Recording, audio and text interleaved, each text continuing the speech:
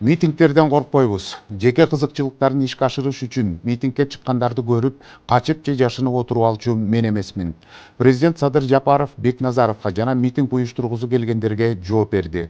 Бири мандатынан ажырап, экинчиси агынан жарылды. Өтүп бара жаткан жумада БШК Жогорку Кеңешинин депутаты Айбек Осмоновду мандатынан ажыратса, ал эми Шайлообек Атазов парламентте атайын билдирүү жасап, анын мандатын алууга башкы прокурорду айыптады.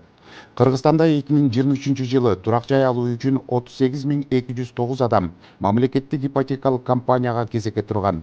Электрондук порталда үй алам деп катталгандардын катары 100 миңге жакын. Gündemi жыйынтыктын бул жумадагы чыгарылышы мына ушундай орчундуу темаларды камтыйт. Студияда мен Азамат Абдиев, бизден алыстабаңыздар.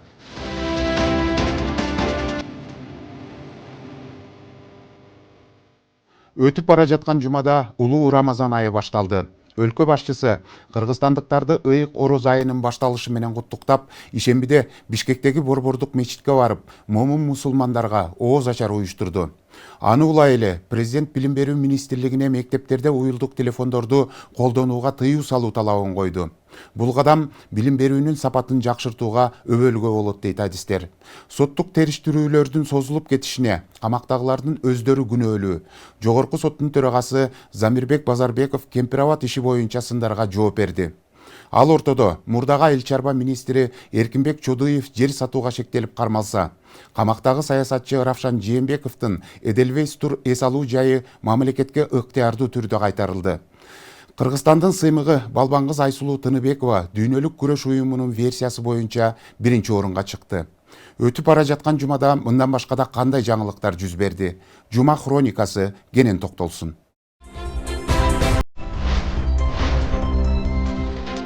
11 март дүйшөмбү.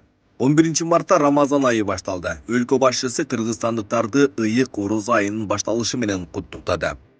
Кыргызстан жана Өзбекстандын өкмөттүк делегацияларынын жумушчу топторунун биргелешкен кыргыз-өзбек чек-арасын демаркациялоо боюнча комиссиянын кезектеги жыйыны болуп өттү. Баткенде өткөн жылы мигранттар 16 миллиард сом которгон. Миграциядан турмуш шартын оңдоп алгандар да, бир күндүк той аш өткөрүп кайрадан мигрант болгондор да бар. Туркияда өткөн эл аралык мелдешке барган Кыргызстандын күрөш боюнча курама командасы 6 алтын 7 коло медаль утуп болжолу кайтышты. 12 март шейшембе. Соттук териштирүүлөрдүн созулуп кетишине камактагылардын өздөрү күнөөлүү. Жогорку соттун төрагасы Замирбек Базарбеков Кемпирабад иши боюнча сындарга жооп берди. Кыргызстанда 2023 жылы турак жай алуу үчүн 38.209 адам мамлекеттик ипотекалык компанияга кезекке турган. Электрондук порталда 100 миңге жакын адам үй алуу үчүн катталган. Кыргызстанда кызамык боюнча кырдаал курч бойдон калууда. Жыл баштан бери өлкөдө кызамык оорусунун 4855 учуру катталды. Жалалабадда автобейбаштык кылган жаран кармалды. Ал үлпөт тойдун кортежинде баратып тапанча менен асманга ок чыгарган. 13 март шаршембе. Президент Садыр Жапаровдун тапшырмасы менен жалпыга маалымдоо каражаттары жөнүндө мыйзам долбоору артка кайтарып алынды. БШК Жогорку Кеңештин депутаты Айбек Осмоновдун мандатын алды. Ал эми Шайлообек Атазов парламентте атайын билдирүү жасап, анын мандатын алууга башкы прокурор Курманкул Зулушев кызыктар болгон деп айыптады. Суу чарба министрлигин түзүш керекпи? Депутат Чыңгыз Айдарбеков суу маанилүү ресурс экенин белгилеп, маселеге олуттуу көңүл бөлүүнү сунуштады. Ички иштер министрлиги видео камерасы жок унааларды 2025 жылдан тарта каттоого тыюу салуу боюнча мыйзам долбоорун сунуштады. 14 март бейшембе. Сакалдуу башы менен жалпы элди адаштырганга аракет кылды. Президент Садыр Жапаров Бекназаров жана митинг уюштургусу келгендерге жооп берди. Президент билим берүү министрлигине мектептерде уюлдук телефондорду колдонууга тыюу салуу талабын койду. Бул кадам билим берүүнүн сапатын жакшыртууга өбөлгө болот дейт адистер. Мурдагы айыл чарба тамак аш өнөр жайы жана мелиорация министри Эркинбек Чодуев кармалды. Экс-министр жер сатууга шектелүүдө. Кыргызстанда жыл баштан бери 1 миллиард сомго 163 айыл чарба техникасы лизингке берилди. Бул күнүдө мамлекеттик лизинг аркылуу алынган айыл чарба техникалары дыйкандарга тапшырылды. 15 март жума. Саясатчы Равшан Жээнбековдун Эдельвейс тур эс алуу жайы мамлекетке ыктыярдуу түрдө кайтарылды. Ак халатчандарга камкордукту күчөтүү учурдун талабы. Медиктерди коргой турган мыйзам буга чейин эле кабыл алынышы керектигин дарыгерлер айтып чыгышты. Баткенде суу сактагычтарды куруу жанданды. Бийликтин мындай аракетине какырап жаткан таладагылар да саз болуп суудан кутула албай жаткандарды да кубанышууда. Кыргызстандын кыз келиндер күрөшү боюнча улуттук курама командасынын мүчөсү Айсулуу Тыныбекова дүйнөлүк күрөш уюмунун версиясы боюнча 1-орунга чыкты.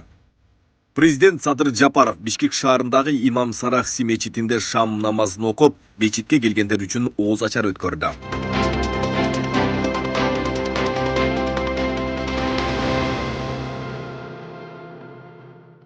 Өздөрүн кемпирабатчылар деп атап алган түрмөдөгү саясатчылардын хикаясы дагы деле бүт элек. Коомчулук биз жөнүндө унутуп калбасын деп ара тоrodо кайрылуу каттарын жазып, сот отурумдарында шоуларды уюштуруп коюшууда. Мамлекеттин кызыкчылыгы эмес, өздөрүнүн жеке амбициялары башынан ашкан бул саясатчылар кемпирабаттын тагдырын чечүүдө Кыргызстандын кызыкчылыгы толук корголгонун моюндагысы келбейт. Эмнеге? Анткени алар саясаттын бортунан сыртка ыргытылып калганын сезишип, Кемпирабатты бетине кармоо менен бийликте, саясатта өздөрүн сактап калуу айласын көрүүдө. Президент Садыр Жапаровго катар-катар кайрылуу жасагандардын бассабында карт саясатчы Азимбек Бекназаров да бар. Бул саясатчыны ким тааныбайт? Саясий карьерасынын жеткенчеги Бакиевдин заманында башкы прокурор болду. Андан бери алгылыктуу бир кызматка жетпей, бир туруп убактылуу өкмөттүн мүчөсү, бир туруп оппозиция болуп өмүрүн өткөрүп келет. Эсиңиздерде болсо 2002 жылдагы Аксы трагедиясынын башкы себепкери да ушул адам. Бекназаровдон үмүтү чоң карапайым калк аны коргоп калыш үчүн тикесинен тик туруп бейгүнөө адамдардын өмүрү кыйылган. Ошол Бекназаров кайрадан түрмөдө. Кече жакында кайрадан Аксы трагедиясын кайталагысы келип, тарапташтарын дагы көчөгө чыгарууга аракет кылды. Жеке керт башын түрмөдөн сактап калуу максатында Аксынын элин дагы бир жолу садага чаап, канга боегусу келген Бекназаровдун оорулуу амбициясына, популисттик сөздөрүнө элем ишенбей калганын өзү түшүнгүсү келбейт окшойт. Дегөзү Азимбек Бекназаровго дагы эмне керек? Бул суроого мен эмес, президент Садыр Жапаров өзү ачык жооп берди. Boştonlukka çıkarı yürekten. Niçin 1,5 yıldan beri kamal oturuyor? Бұл ақиқатсыздық болуп атат. Ben sizge bir günde kaç astım hele? Өздөрүн кемпирабатчылар деп атап алгандар соттон акталбай турганына көзү жетип, тарапташтарын көчөгө чыгара баштады. Өз керт башын ойлогон камактагылардын Нарын, Талас жана Аксыдагы жакындары чогулуп, өлкө башчысы Садыр Жапаровго, УКМК төрагасы Камчыбек Ташиевке кайрылуу жолдоду. Алар мындай популисттик кадам аркылуу массалык башаламандык уюштурууга айыпталган кемпирабатчыларды үй камагына чыгарууну, соттук иштерди тездетүүнү талап кылышкан. Niçin 1,5 yıldan beri kamal oturuyor? Oşanın için büyük röküldedi. Şunu realliği karap duruptu. Açık sot bunu kendini aldığında şu künezi olsa moyuna koygula künezi yapmasa boştonlukka çıkarış gerek. Bizim talabı şu. 2002 жылдагы Аксы трагедиясынын негизги фигурантын айланган Азимбек Бекназаровдун тарапташтары дагы анын таламын талашып чыкты. Карт саясатчы бул жолу Аксы окуясын кайталагысы келдиби же жакындарын колдонуп жоопкерчиликтен качайын дедиби, тарапташтарын көчөгө чыгарып, бийликке сес көрсөтүү аракетинен майнап чыккан жок. Ал эми 2002 жылдагы трагедиянын катышуучусу убадасын аткарбаган Бекназаровдай саясатчылар үчүн жан күйдүрүп, митингге чыгуунун өзү акмакчылык деп баалайт. Азимбек Бекназаровду убагында колдоп чыктык. Акаевдин бийлигинен ок жеди 6 азаматыбыз өлдү. 27 кишибиз ошол жерден, мына аразында мен бармын. 27 кишибиз ошол жерден эмне болду? Жарадар болду. Генеральный прокурор болуп турганда, ой, Аксы окуясына чекит коюп берем, Аксы окуясына аткандарды, аттыргандарды, күнөөлөрдүн баарын керек болсо жоопко тартып берем деди. Эмне кылды? Жоопко тарткан жок. Алар менен керек болсо содалашты, керек болсо. Өзүнүн чөнтөгүн кампайтты чындыгында. Ошо өзүнүн чөнтөгүн кампайткан, элди ойлогон Азимбек Бекназаровду бүгүн туугандар колдомуш болуп калсаңар да айтам элечи. Азимбек Бекназаров үчүн чыккан биздин бир жолу ден соолугусу сурап коюптурбу? Бир жолу ден соолугусу. Мына убакыт өткөн сайын кара куштунган меники кара куш. Убакыт өткөн сайын баш ооруйт мынакей. Ошого окшогон баш оору саясатчыларды колдобой эле койгула, урматтуу кыргыз элин. Мына Акаев малында биринчи көтөрүлүш кыла коюп, муну куугунту калганда, түрмөгө тургузганда, эли чыгып, биздин баланы курч өтө политик балабызды чыгарып бер деп, эл огжеп, 7 адам өлүп, канчасы жарадар болгон. Түрмөдө отурган, чыгарып алышкан. Эми дагы отуруп алып жөн жатпастан аксы элин дагы кыйнап атабы. Булар ушул бийликти алмаштырып, ошондон бир выгода издеген политиктер да булар. Bir жерден пос ала калайлы, bir жерден иш ала калайлы, же байлыгыбызды көбөйтүп алайлы деген эле политиктер булар. Кыргыз элинин бүтүнчүлүгүнө булар доо кете турган адамдар да. Ушуларга жок дегенде айым кылып коебуз. Мени жалгыз алып калыңызда калгандарын кое бериңиз. Рамазан айында ыймандан сөз баштап Азимбек Бекназаров кечиримдүү болууну эске салып, президент Садыр Жапаровго кайрылуу жасады. Өлкө башчысы бул кайрылууну дагы жоопсуз калтырган жок. Кечиришели, ет жыгылыш бололу деген кайрылууларын мен да окудум. Бирок анын тагдырын мен чечпейм, сот менен прокурор чечет. Келип аткан кемпир-абатты кетип атат деп сакалдуу башы менен жалпы элди адаштырганга аракет кылды. Биз кемпир-абаттын 50%-на ээ болдук да. Азыр Өзбекстан тараптан 3, биз тараптан 3 кишиден болуп теңме-тең башкарып отурабыз. Түбөлүк теңме-тең болот. Буга чейин 1 километр жакындай албайт элек. Уңгартоо, Гавасай айылдардын ичиндеги талаш жерлердин баары биз тарапка өттү. Анан Бекназаровго дагы эмне керек? Жөн гана өзүнүн арам оюн, жеке кызыкчылыгын ишке ашырайын деген ыплас максатын төбөдө Кудай деле көрүп турат да. Ал арада соттук отурумдарда шоу кылган кемпир-абатчылардын тарапташтарына жогорку соттун төрагасы дагы жооп берди. Базарбеков сот иштеринин созулуп жатканына камактагылардын өздөрү дагы күнөөлүү экенин айтты. Анткени ар кандай жүйө менен процесске өздөрү же жактоочулары катышпай калып, акыркы 8 айдан бери отурум 20 жолу жылдырылган. Кемпир-абат иши боюнча кармалгандар камакка алынгандан кийин тергөө иштери бир нече ай убакытты алды. Кылмыш иши да көлөмдүү 60 том. Иш сотко өткөн соң ал карала баштады. Бирок бир күнү камактагы бирөөсүнүн адвокаты келбей калат. Башка күнү камактагылардын арасынан бирөөсү ооруп калат. Же атайлап адвокатын жибербей коет. Же сотто биздей баатырлардан тукум алып калгыла деген сыяктуу шоу кылышат. 10 киши чогулса бийликке талап койгон модага айланып, мындай ыкманы кемпир-абатчылардын тарапташтары дагы колдонуп көрүштү. Алар талаптар аткарылбаса орозодон кийин массалык митинг уюштурабыз деп кайрылуу жасашты эле. Буга президент Садыр Жапаров жооп берип, өлкөдө коомдук саясий туруксуздукту жаратууга жол берилбей турганын, митинг уюштургандарга катуу жооп болорун эскертти. Митингтерден коркпойбуз. Жеке кызыкчылыктарын ишке ашырыш үчүн митингке чыккандарды көрүп, качып же жашынып отуруп алчу мен эмесмин. Эгер мен мамлекетти тоноп, жакындарымды майлуу жерге коюп, мамлекетти кризистин сазына батырып атсам, корксом болот эле. Тескерисинче командам менен күнү-түнү дебей кара жаныбызды карчуруп иштеп жатабыз. Кекиртегинен сазга баткан мамлекетти эми араң саздан сууруп чыктык. Эгер мурдагыдай уурдап эле жашаган заманыбыз жакшы экен деп митингке чыккандар болсо, башынан сылап олтурбайбыз. Жооп катуу болот. Мен ойлоймун, азыркы учурда элди кайта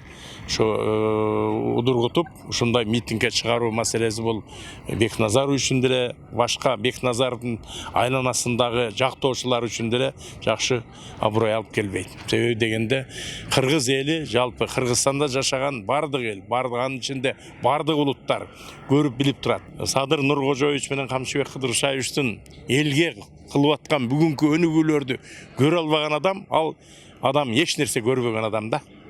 Эч нерсе көрүп турса дагы байкамаксан болуп, ал ошол азыркы болуп аткан иштерди көрө албаган адам бул кыргыз мамлекетинин патриот эмес, кыргыз мамлекетинин чыныгы жаран эмес деп ойлойм. Мен митингмен эмне пайда митингде пайдасы жок. Баары жок, курулуп атат, салынып атат. Митингдин эмне кереги бар эми? Я против митингов. Пайда жок митингден, пайда жок. Ар ким ар кандай түшүнүп алат. Бул ызы чуудадагы коомчулукта коррупциялык ири схемаларды түзгөнделип таанылган Раим Миллиондун дагы аты аталды. Кеп арасында Матраимов митингчилерди колдоп атканы айтылган. Мындан кийин өлкө башчысы ага 2 жолу каралар менен мамилени үзүп, тынч жашоону эскерткендигин айтты. Раим Матраимов каржылап атат деген маалымат туура эмес го дейм. Бизде андай маалымат жок. Мен Раим Матраимовду бир эмес 2 жолу кабыл алгам. Раим Матраимовдун өзүн кабыл алып 2 миллиард төлөдүң. Элдорадо соода борборун, 10 батириң жана башка оокаттарың мамлекетке өттү. Эми мындан ары тынч өз оокатыңды кыл. Криминалдарга аралашпа, алар менен дос болбо деп айткам. Тилекке каршы байланышын үзбөптүр да. Атайын кызматы анын криминал менен байланышкан иштерин таап чыгышты. Мурда эми өз эрки менен 2 миллиард төлөгөндөн кийин деп канча мүлкү бар экенин андан ары казган эмес. Бул жолу башкаларга каттап койгон мүлктөрүнүн баарын таап чыгышты. Мамлекеттин пайдасына өткөрүп атышат. Мамлекеттен, элден уурдап алган акчасына ушундай нерселерди көрүнүүнүн максаты мен элге жакшы көрүнүп, анан кийин элдин атынан элди дагы будоражить этип, элди дагы туура эмес жака буруп, мына ушундай нерселерди жасаганы бул кылмыштан да жаман нерсе. Муну баары бир эл баары туура түшүнөт. Жөндөн жөн кайрымдуулукту кыла бербейт. Ал эми ошол коррупциялык менен жол менен табылган акчаны аркасын жабыш үчүн ошо ошогон элди баягы өзүнө тартыш үчүн элге мына көрүн анын канчаны тапкан, ошол коррупциядан тапкан акчанын канча бөлүгү, канча проценти аны эч ким билбейт. Ошондуктан ал өзүн өзү ошондо актагысы келген деп ойлойм. 2022 жылы массалык баш аламандыкка даярданган деген айып менен 27 адам кармалган. Учурда 11 адам камакта калууда. Алар Азимбек Бекназаров, Равшан Жээнбеков, Жеңиш Молдокматов, Илгиз Шаменов сыяктуу башка активисттер жана саясатчылар. Аклай Карабаева, Замирбек Тойчубаев, Регион. Азыркы учурда жеке позициясы жок, кырым чөйрө, жемкорлор менен аралашкандар, негизгиси жоопкерчиликти өзүнө ала албагандар саясатка аралашып кажети жок. Анткени Камчыбек Ташиевдин жеке көзөмөлүндө бийлик бутактарын таза эмес аткаминерлерден тазалоо аюусуз жүрүп жатат. Тагыраак айтканда, мамлекеттин казынасына суук колун салып, элдин ырыскысын жеп байыган Матраимовдун коррупциялык схемасына салым кошуп, жакын мамиле түзгөндөрдөн аарылуу уланууда. Баарыбызга белгилүү болгондой, буга чейин Райым миллионго байланышы бар мамлекеттик кызматта отургандардын дээрлик 200дөйү аныкталып, жумуштан алынган. Кезек жогорку кеңеште отурган Матраимовчу депутаттарга жетип, коомчулук кетсин деп талап кылган эл өкүлдөрү мандатын тапшыруу акциясы уланууда. Өз былыгын моюндагандары унчукпай тапшырып кетип калышты. Ал эми аты аталгандардын ичинен Надира Нарматова моюн толгоп, кетсин дегендерди ушакчатап, социалдык тармактарда кайым айтышып отурат. Матраимовдун заправкаларын иштетет делген Алишер Козыев мени эч ким көрбөй калса экен деген позицияны карманууда. Алардын арасында кетсемде бир койлук алым бар деген Шайлообек Атазов сот мандатынан ажыратканына карабай, жогорку кеңештин улуу трибунасын жеке кызыкчылыгына колдонуп, коомчулукка шоу жасаганга аракет жасап көрдү. Мандатынан ажыраганына фейктер менен башкы прокурорду күнөөлөп, мамлекеттин кызыкчылыгы үчүн кабыл алынган бир катар мыйзам долбоорлоруна добуш бергенин догурунуп далды. Депутаттын мындай сөзүнөн кийин коомчулук Атазов кабыл алган мыйзамдар үчүн кечирим сурабай, Кырым чөйрө менен байланышым болгон үчүн, элдин ырыскысын жеген Матраимов менен жакындыгым бар үчүн кечирим сурайм десе, март жигит экен деп эл алкоого алмак дешет. Кыргызда күнөөнү моюндай билүү да жигитчилик деп бааланарын эл өкүлүнүн эсине салып коелу. Мындан ары мамлекетте Райым Матраимов деген мафия болбойт. Ең чоң байланышы бар, мен жоон тизмени айтпай эле коеюн, бир эки китти айтып коеюн, майда балыктарды айтпай. Мына баш прокурор Зулушев каалаган депутат каалагандай сүйлөйт. Эл эртең жарылса сиз күнөөлүү болосуз. Мындай упай топтонду тескерисинче минус кетирип алдыбы дейм да. Кезинде мамлекеттин казынасынан кымырып, элдин акчасына элге жардам көрсөтүп, абройго ээ болгондордун кыңыр иштери четинен ачыкталып жатат. Кеп ким жөнүндө болуп жатканын түшүнүп турсаңыз керек. Өз учурунда күчтүү абройго ээ болгон инсан бүгүнкү коомчулуктун терс каарманына айланды. Кылган кылмыш иштери аныкталып, учурда издөөдө жүргөн мурдагы бажычы Райымбек Матраимов туурасында сөз болууда. Бүгүнкү күндө ал эле эмес, ага катыштыгы бар өз учурунда ымалада жүргөндөрдөн арылуу аракеттери да уланууда. Мындан бир нече ай мурда УКМК төрагасы Камчыбек Ташиев коррупционер Райымбек Матраимовго байланышы барлар кызматтан алынып, четинен тазаланаарын билдирген эле. Бүгүнкү күндө дал ошол Матраимовдун жардамында Ак үйдүн 7-кабатына жеткендер кайрадан мандаттарын тапшырууда. Мындан ары мамлекетте Райым Матраимов деген мафия болбойт. Райым Матраимов мындан ары мамлекетте жүрө турган болсо, кичинекей гана бир Матиз машинел минип алып жүрүш керек. Мындан ары Райым Матраимовдун кланы, анын байлыгы, анын кылмыштуу түрдө топтогон байлыктары мамлекеттин өсүп өнүгүшүнө тоскоол жаратып, же ички биздин саясий иштерибизге тоскоол кыла албаш керек. Бул аптада жогорку кеңештин жалпы жыйынында соттун чечими менен депутаттык мандатынан айрылган Шайлообек Атазовго сөз берилип, соңку сөзүн сүйлөдү. Ал өзүнүн айланасында болуп жаткан жагдайларга жооп берип, актанып алууга да жетишти. Экинчи мына кечетен бери Атазов митинг уюштурат экен деп атасыңар. Урматтуу фейктер, фейктин артындагылар, 200 саясатчылар, афристер, митингти ошо өзүңөр уюштурасыңар. Мен өмүр бою мамлекетчил болуп келгенмин. Мамлекеттин туусу үчүн, спорт үчүн кыргыз желегин кучактап дүйнөлүк аренада ыйлаган баламын. Бул экинчи маселе. Үчүнчү, мына мандат боюнча. Мандат бұл адамды бейішке кирди же чыкты деген эмес го.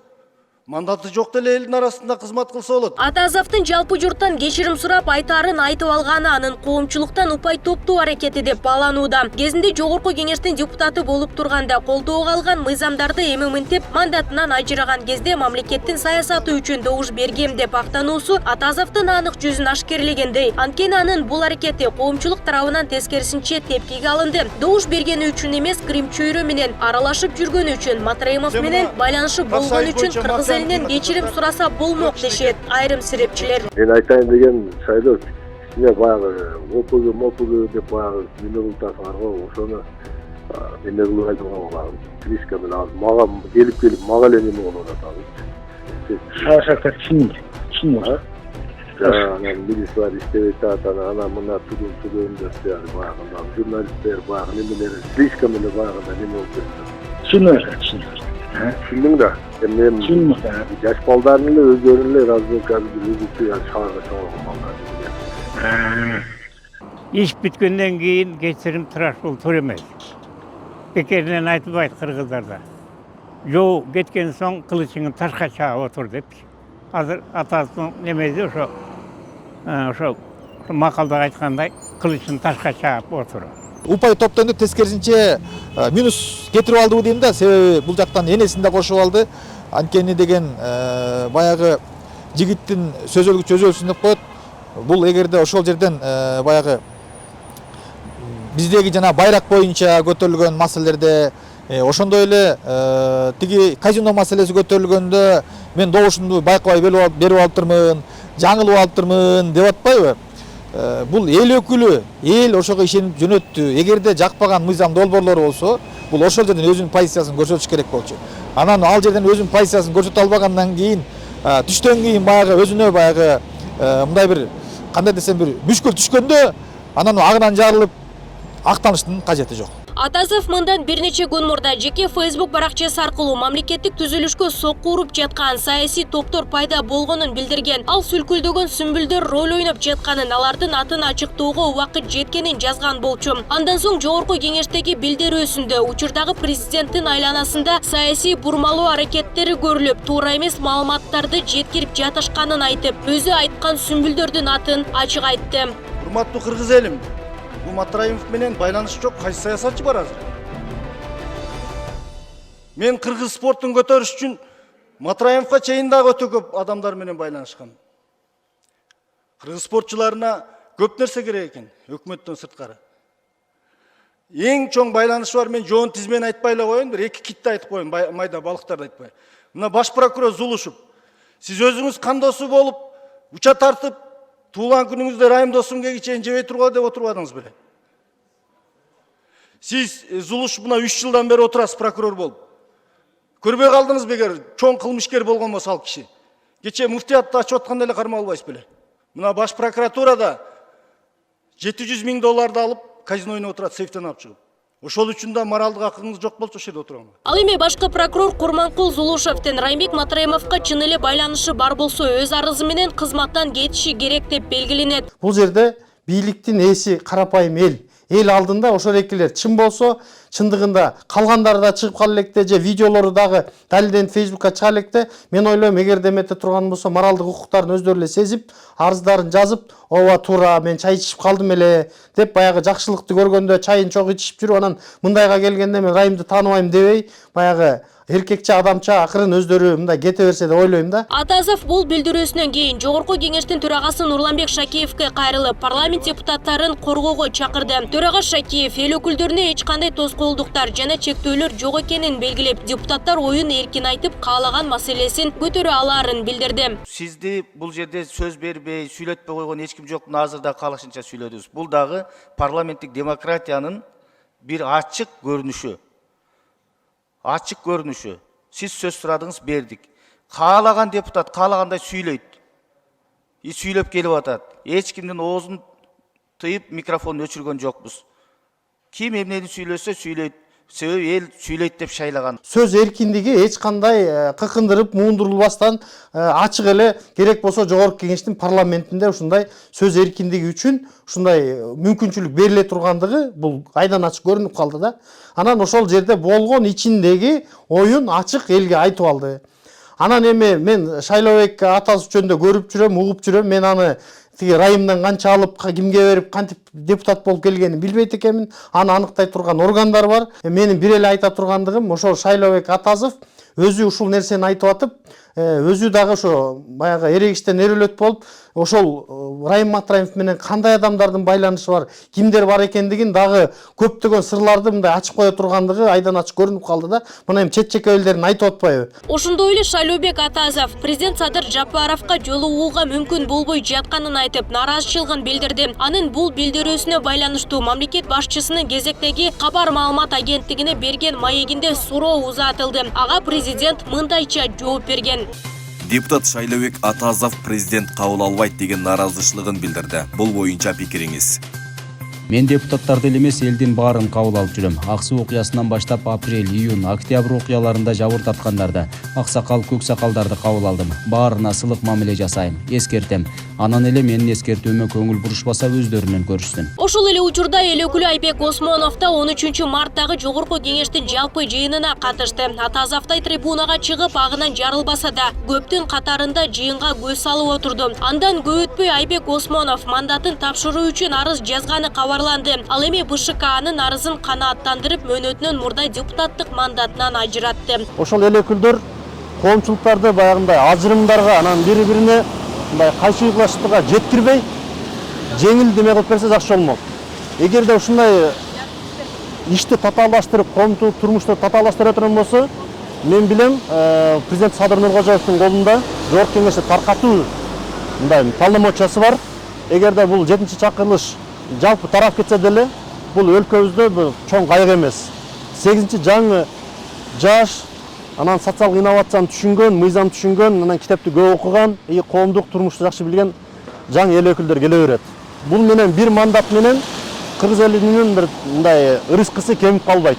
Анан Матраимовду бир эле мен таанып эле, анан кийин мен ошол бир-эки экспертмен деген жаллабаттык бир-эки аксакал сүйлөп, аксакал деп айтпайм, аларды ушакчы деп айтам. Ал арада Райымбек Матраимовго байланышы бар делген эл өкүлү Надира Нарматова азыркыга чейин актанууда. Ал массалык маалымат каражаттарынын бирине Матраимов менен байланышы жоктугун дагы бир жолу айтып, сындаган серепчилерди ушакчылар деп басынткан. Депутат Айымдын актануусуна ошол серепчилер мындайча жооп берди. Жогорку кеңештин депутаты Надира Нарматова Жалалабадтагы аксакалдар деп, аксакалдардын беделине доо кетирип, кемсинтүү максатында ушакчы дегендей кылып сөз айтты да.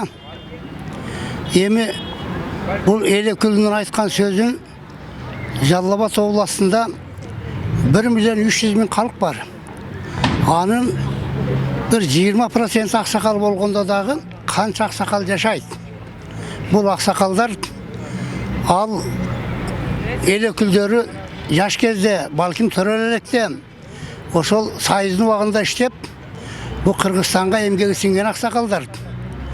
Анан эми эле чоңоя калып, эми эле дүнүйө таап, ишкер болуп, депутат болуп алгандан кийин аксакалдарга асылганы өтө уят нерсе. Белгилей кетсек, буга чейин бийликтен бийликке секирип, крим чөйрө же коррупционер Матраимов сындуулардын колдоосу менен кызматка келгендерден тазалануу башталган. Агалай калдыда дагы кимдердин аты аталып, кимдер кызматтан алынып, мандатынан ажырайт, убакыт көрсөтөт. Нурзада Сыдыкова, Майрамбек Абдибилал уулу, Күндөмүт жыйынтык программасы үчүн. Элдин саны өскөн сайын Кыргызстанда үйгө муктаж жарандардын саны артууда. Мындан улам мамлекет тарабынан арзан турак жай менен камсыздоо аракети башталып, 2015 жылдан тарта атайын ипотекалык компания түзүлгөн эле. Мурдагы бийликтин учурунда ипотекалык компанияга жартылуу көңүл бөлүнбөй, бар жоктун арасында илең салаң иш жүргүзүп келген. Садыр Жапаров бийликке келери менен кыргызстандыктардын үйгө болгон муктаждыгы курч экенин көрүп, аны менен катар үй алам деген карапайым калк аферист компаниялардын курмандыгына айланып жатканына кайдыгер карабай, мамлекеттик ипотеканы өз көзөмөлүнө алды. Анын айтыжасында учурда республика боюнча 9.000 батирлүү көп кабаттуу үйлөрдүн курулушу жүрүп жатса, 22.000 батирлүү турак жайдын курулушуна старт берилди. Кыргызстанда жеке турак жай курулуш жана ар кандай кооперативдик компаниялар арбын. Бирок бүгүнкү күндө алардын кайсы бирине ишенип, кайсы биринен үй алууда алданып калбайын десеңиз этият болуу зарыл.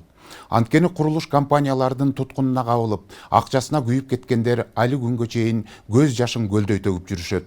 Мына ушундай кейиштүү көрүнүштөрдү жоюу максатында мамлекеттик ипотекалык компанияны жолго коюу чечими учурдагы бийликтин негизги максаттарынын бири болуп калды окшойт. Бул аракет көпчүлүк тарабынан да колдоого алынып, ишенич артып, учурда кезекке тургандар арыз бергендердин саны улам өсүүдө. Элдин ишеничин, үмүтүн баалаган президент мамлекеттик ипотекалык компанияны өз көзөмөлүнө алды. Тиешелүү жарлыкка мамлекет башчысы Садыр Жапаров 13 мартта кол койгон. Мен келгенден бери ушу 1,5-2 миңге жакын квартира үй бүлөлөр үйлүү болду, квартиралуу болду. Азыр эми кезекте 13.000 адам турат, үй алабыз деген ушу республика боюнча. Анын басымдуу көпчүлүгү мамлекеттик кызматкерлер, калганы ушул жарандар өзүбүздүн. Мамлекет башчысы Садыр Жапаров негизги максаттарынын бири өлкө жарандарын арзан турак жай менен камсыз кылуу экенин айтып келет. Дал ушул максатты ишке ашырууну көздөп бир топ мыйзам долбоорлорун кабыл алып, мамлекеттик ипотекалык компаниясынын алгылыктуу иштерди аткаруусуна бардык мүмкүнчүлүктөрдү түзүп берүүгө аракеттерди көрүүдө. Анын алкагында 13 мартта дагы бир жарлыкка кол койду. Эми мамлекеттик ипотекалык компания президенттин иш башкармалыгына өттү. Бул компаниянын натыйжалуулугун жогорулатуу, ишин жакшыртуу үчүн көрүлгөн чара деп белгиленет. Белгилүү болгондой, президент Садыр Жапаров 30 январда кол койгон жарлыкка ылайык мамлекеттик ипотекалык компания аркылуу жеңилдетилген шарттар менен жарандарды, анын ичинде чет өлкөдө жүргөн мигранттарды турак жай менен камсыздоо каралган. Ага ылайык аталган компания өкүлдөрү Туркия мамлекетинин Истанбул шаарында 16 марттан тарта мекендештер менен жолугушуу өткөрүүдө. Күндүн биринчи жарымында аталган мамлекеттен башка аймакта жашаган мекендештерге видео байланышуу аркылуу, андан соң офлайн түрдө жолугушууга келген мекендештерге ипотека берүү шарттары туурасында түшүндүрүү иштерин жүргүзүшүүдө. Биздин облустардын борбор шаарларында, Нарын шаарында мына башталып атат, ушу биринчи кварталда башталат курулуш, 4-9 кабаттуу үй курулат. Жалал Абад шаарында 1000 батирге 2 турак жай комплекс курулуп баштады. Сузак районунда дагы бир чоң турак жай комплексинин 1000 батирге курулуш иштери башталып атат. Андан тышкары Каракол, Чолпон Ата, Ош шаарларына баштаган атабыз. Чет өлкөдө жүргөн мигранттар мамлекеттик ипотекалык компаниядан үлүштүк курулуш багыты менен ипотекага турак жай алса болот. Турак үйдүн баасынын жарымын баштапкы төлөм катары төлөп, калган 50%-ын 15 жылдык мөөнөткө 8% менен берилет. 20 жылдан бери Турцияда эмгектенип жүрөмүн. Улуу балам Кореяда иштейт. Кичинекейим бул жакта университетте окуйт. Эми биз ата-эне экенбиз, балдарыбызды үйлүү жайлуу кылалы деп ушул жакта иштеп жүрөбүз. Президентибиздин жарлыгы жакшы жаңылыктар бар экен, жаңы жарлыктары чыгыптыр. Ошол себептен биз 2 комнаталуу, 1 комнаталуу балдарга үй алалы деп өзүбүз ушул жакка катышып угуп кетели деп келдик. Мамлекеттик ипотекалык компаниясы башка өлкөдө жүргөн кыргызстандыктардын арыз берүүсүн жеңилдетүү максатында виртуалдык сим-карталарды киргизүү аракетинде көрүүдө. Бул долбоор ишке кирсе, алар кайсы өлкөдө болбосун батир алуу үчүн арызын компаниянын электрондук дарегине каттай алат. Ошол жанагы цифровой формат, цифровой номер ыйгарып, ошол аркылуу ошол Россияда чет элдердин, Америка болобу, Европа болобу, Корея болобу, Турция болобу, же Россия болобу, биздин сыртта эмгектенип жаткан жарандарыбызга режими онлайн катталыш үчүн ушундай техниканын тили менен айтканда заманбап шарттарды түзүп беребиз. Виртуальный номерларды беребиз. Соңку 2 жылда өкмөт тарабынан өлкөдө бала-бакча, мектеп, ооруканалар салынып, Баткен облусу 2 ирет кайрадан калыбына келтирилди. Эми элди турак жай менен камсыздоого көңүл бурулууда. Мындай маалыматты министрлер кабинетинин төрагасы Акылбек Жапаров Бишкектеги Дастан Сити турак жай комплексинин капсуласын салуу аземинде билдирди. Былтыртадан бери көп кабаттуу 8785 батирлүү турак үйлөрдүн курулушу колго алганбыз. 9 жылда болгону 9400 үй болсо, биз акыркы 2 жылдын ичинде эле 9000 кишинин үй маселесин чечтик. Бишкектин 11-Кичи районунда жайгашкан жалпы аянты 9,164 гектар жерде 17 кабаттуу 24 үй салынып, анын ичинен аянты 40,050 чарчы метр болгон 500 батир мамлекеттик ипотекалык компаниясына өткөрүлүп берилет. Аталган компания эрежеге ылайык муктаж жарандарга ипотекалык шартта тапшырат. Курулушту Экспострой курулуш компаниясы ишке ашырат. Бул долбоор инвестициялык келишим аркылуу жүргүзүлүп, турак жай комплексин курууга министрлер кабинетинин төрагасы Акылбек Жапаров мезгил кутусун салган. Жыл сайын үйгө муктаж болгон адамдардын саны кескин өсүүдө. Айлыктардын өсүүсү менен ипотеканы төлөөгө элдин кудурети жете баштаган сайын үйгө болгон муктаждык андан да көбүрөөк өстү. 2023 жылдын ичинде эле 38.209 адам үйгө кезекке катталган. Электрондук порталды карасам 100.000ге жакын адам. 99.931 адам уже бүгүн үй берүүнү сурап кезекке жазылган экен. Мамлекеттик ипотекалык компанияны каржылоодо бюджеттен тышкары булактар тартылууда. Алгачкы жыйынтыктар бар экенин министрлер кабинетинин төрагасы Акылбек Жапаров билдирди. Учурда Германия өнүктүрүү банкы 34,9 миллион евро берген. Ал эми Сауд өнүктүрүү фонду менен 100 миллион долларлык келишим түзүлгөн. Азия Ислам банкынан дагы 79 миллион доллар азыр каралып атат, парламентте ратификациядан өтүп атат. Бул акчалар келип түшө элек, буюрса бир 6 айдын ичинде биринчи транштарды алып калабыз деп күтүп атабыз. Мунун бардыгы ушул ГИКтин өнүктүрүүсүнө, ал эми ГИК биздеги үйгө муктаж адамдарга жеңилдетилген шартта үй берүү. Жанагы көп айтып атпайбы, бекер берет экен деп. Бекер берилбейт, жеңилдетилген шартта. Коммерциялык уюмдарга караганда биздики жеңилдетилген шарт бул мамлекеттин өзүбүздүн жарандарга болгон камкордугу. 2021 жылдан бери мамлекеттик ипотекалык компанияга бюджеттен 10,7 миллиард сом бөлүнүп берилген. Өткөн жылдан бери Бишкекте 9.000ге жакын батирлүү көп кабаттуу үйлөрдүн курулушу жүрүүдө. Андан тышкары өлкөнүн аймактарында 22.000 батирдин долбоордук сметалык документациясы жүрүп жатат. Бул батирлердин курулушу ушул жылы башталмакчы. Талаш шаары менен Нарын шаарында иштер башталган атат. Талаш шаарында 500 батир, жана Нарын шаарында 216 батир. Андан тышкары Каракол шаарына, Чолпон Таш шаарларына, Ош шаарына, Кара Суу районуна жалпы жоonu менен дагы 13,5 миң батирдин курулуш иштери башталган атат. Биздин мерчемиз боюнча, пландарыбыз боюнча ушу 2026 жылдын аягына чейин 22 миң батирдин курулуш иштери аяктап калат. Мамлекеттик ипотекалык компаниясынын жүргүзүп жаткан бул аракеттерине карата туура эмес маалыматтарды таркаткандар да пайда болду. Мындан бир канча күн мурун Абаз Муратов аттуу жаран видео тасма аркылуу компаниянын беделине шек келтирген сөздөрдү айтып, коомчулукка чыгарган. Анын бул кылганынан соң компания жетекчилиги өзүн тамада катары тааныштырган мырзаны чакырып, бетме-бет сүйлөшүүгө барышкан. Жолугушуу учурунда Муратов өзүнүн ачууга алдырып алганын айтып, туура эмес маалымат таратканын моюндаган.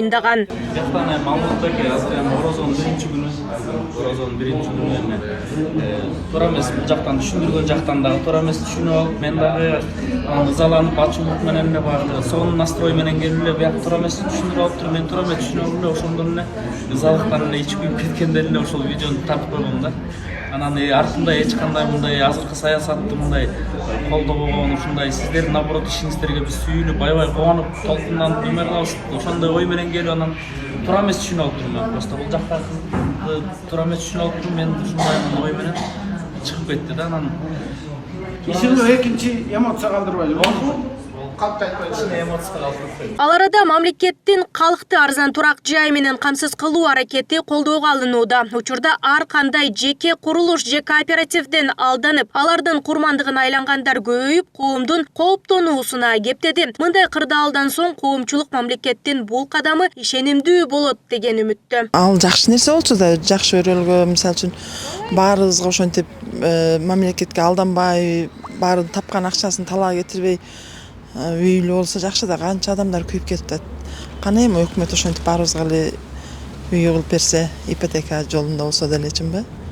Жакшы нерсе. Ну, если для малоимущих, это хорошо, я так понимаю. Это правильно.